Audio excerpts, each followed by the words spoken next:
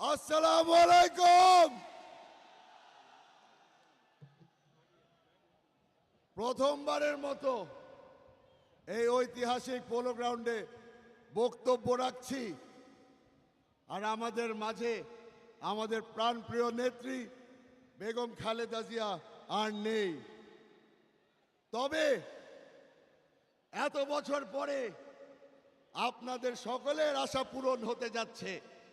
আমাদের নেতা জনাব তারেক রহমান সাহেব আপনাদের কাছে এসেছে আপনাদের কাছে বক্তব্য রাখার জন্য। বক্তব্য অনেকেই দিয়েছে, সবাই আজকে নিজ নিজ এলাকার মানুষকে এখানে নিয়ে এসেছে। আমিও কিছুটা স্বার্থপর। রাঙ্গুনিয়াবাসী আসসালামু আলাইকুম।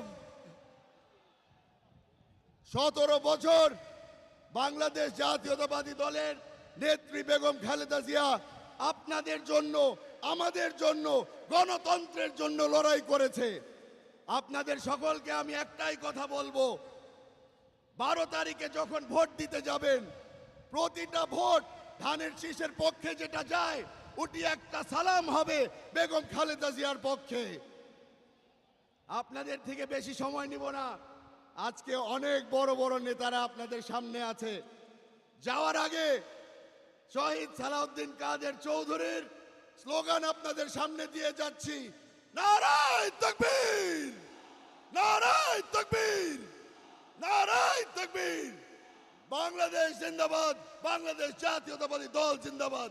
আসসালামু আলাইকুম।